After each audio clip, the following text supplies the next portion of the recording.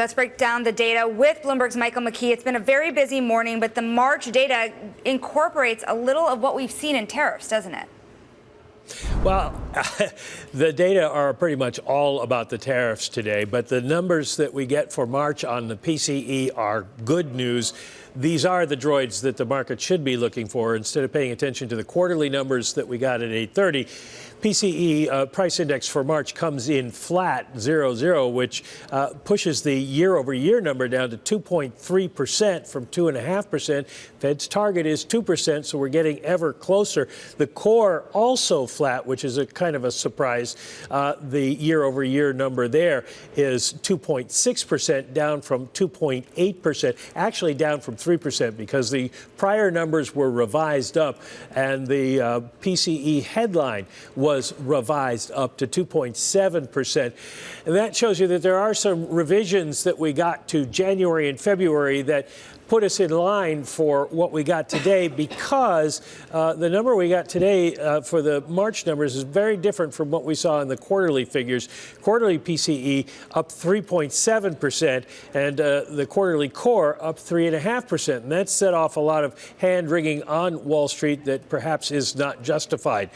Income and spending comes in at better numbers than anticipated, up 0.5%, although the number for the prior month for February was revised down to a 7/10 gain from an 8/10 gain. That's still a fairly strong income or spending number, rather, and income's up 0.5% during the month.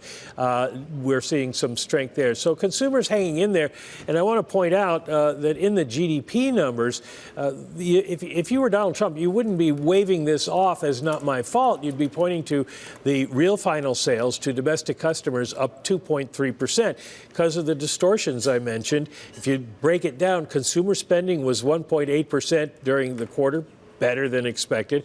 Businesses up 9.8%. Now, 22.5% of that was equipments. All of that was pulling forward the tariff buying, people getting ahead of the tariffs. And that showed in imports, they subtracted 5% from GDP, while inventories added 2.25%. So basically what we've got is a tariff-distorted first quarter GDP number, and then the numbers underneath that are better than we anticipated. So if I were the president, I'd be talking up the report rather than talking down the report, even though most people are going to focus on that headline 0.3 contraction. Well, I'm happy to tell you, Mike McKee, that you're thinking along the same track as Peter Navarro, who said this was the best negative print for GDP I've ever seen. So, you know, genius minds. Michael McKee, thanks so much for joining us there.